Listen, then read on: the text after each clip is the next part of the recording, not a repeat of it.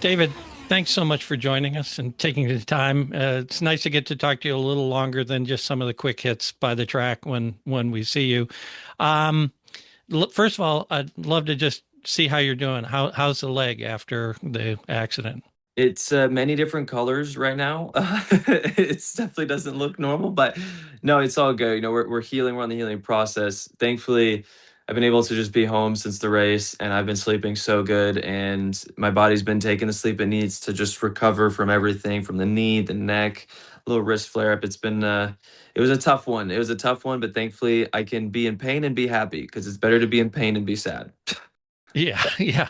And you've got a couple weeks off, so that probably the timing, if it had to happen, was pretty fortuitous. So, Yeah. yeah. Well, David, something that you and I have in common is passion for motorsport, kind of born at least partially out of a relationship with your father. Can you talk a little bit about some of those early experiences with your dad at the track? And then is there any specific moment when you knew you wanted to be the driver? Yeah, wow. Memories from when I was a kid. Well, I remember all the moments that I remember he would never let me drink Coca-Cola because he said it had too much sugar and it was bad for me. And I remember almost missing one of my sessions because he was trying to find me and I was hiding in the back of somebody's trailer, secretly drinking a Coca-Cola. That's one memory I remember by heart. But What did no, he it do was when he caught you? well, he screamed and he said, "Hey, you're on track in 5 minutes," and I freaked out and I was like, "What?" And so then we both started sprinting and it was funny because I was so little, I was still running so slowly, so he picked me up and he was just and pretty much like got me in the seat like right when we went out. It was pretty cool. So because we loved the racing at that time. I just didn't know that I was on track, But anyways, so so many good memories. It was something that me and my dad would just go do on the weekends. He was also karting as well. We grew up with three sisters, so it was our father-son activity, kind of just get away and enjoy time together. And it was the foundation, right? It was those foundation pillars of creating all these memories and that love for motorsports that led us on this trajectory to IndyCar. Yeah, great. That's great. Speaking of Indy, obviously, we were in the room and felt your disappointment after that result.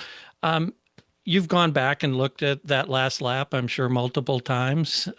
Is there anything you do differently looking at it now? Oh, of course, so many things you could do differently. I was, I'd say in a P3 position last year for the Indy 500 in 25, and I was never in a ending battle race at the 500. I've never been a part of that, and I learned so much. I was just grateful to be there. I studied it for 365 days to come into 2026, and then I felt so prepared that if I am in a winning situation in the end, I know what to do. And I looked at so many videos, looked at all the history, and normally whoever's leading going into turn three on the final lap, that is your winner. And the job there is pretty much done. And I guess I was shocked to say that Felix just had such an incredible run coming out of turn four, but he's also done something that we haven't seen in many, many years, especially with this new car, is hanging it around the outside for a full lap.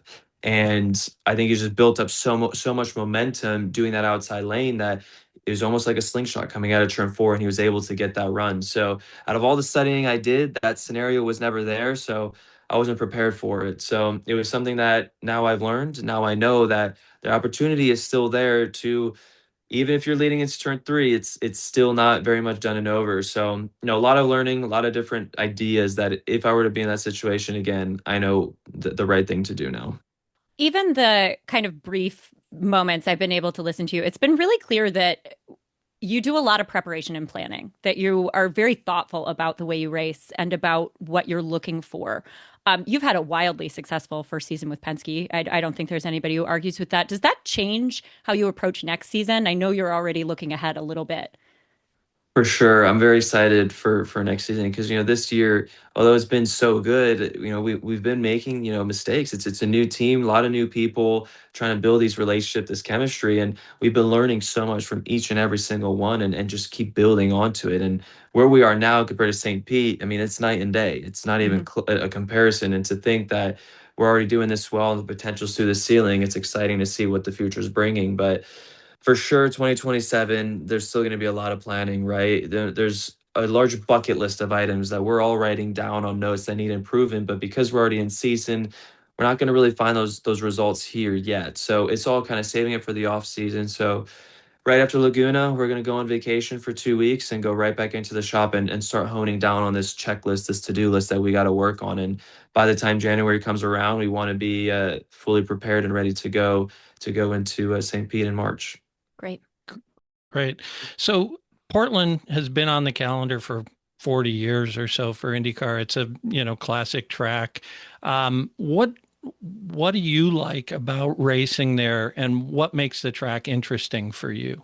Well, for me, it's not the famous turn one, but it's actually the infield section. When you go from four all the way to turn seven, it's to me, it is so technical and so unique. No other track I feel like has that sort of feeling to it. And it's this flow. It all just feels like one corner. And yes, you're going from one corner to the next, but whatever you do in turn four, if you enter a little bit wider, if you go a little bit tighter, if you carry more speed on entry, it will affect where your car is positioned in turn seven.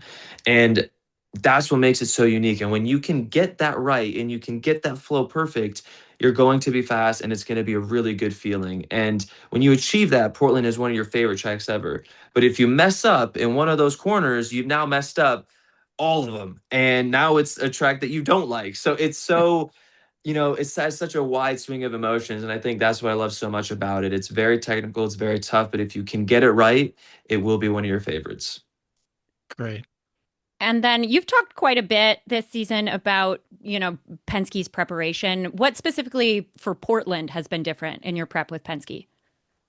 Well, each and every year, no matter how good a car can be, you always tend to flip it. For some reason, if it's new tires, something changing with the car, it's different weather, you can never really go on with the same car. And I know other drivers know this as well. And looking at last year, obviously the number 12 won this race. Mhm. So now we're trying to go into and trying to be ahead of it. What obviously it's very tough, but what is weather going to be like on these new tires? What are we experiencing with from a tire deck relationship to a grip relationship from last year? And trying to stay ahead of that so we can actually unload with that, whatever we think from last year's car to this year, we can unload to start being on that forefront of like, hey, these are the changes that we think we want to make. If we can unload with that in practice one, by the time qualifying the race comes around, we can hopefully maintain that same speed that they had last year. Yeah, I was going to ask you if driving the car that won last year puts any additional pressure on you for this year.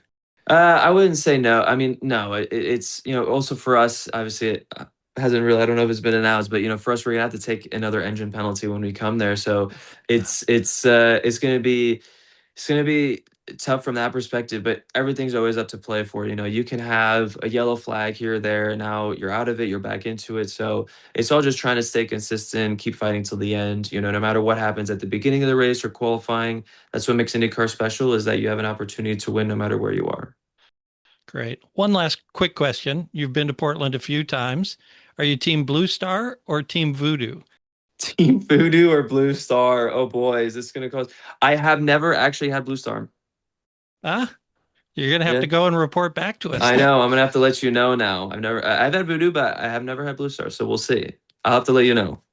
You talked a little bit about your baby Jesus and the Marine coin and your little pink ducky. Do you have any other race rituals that help you out a little bit?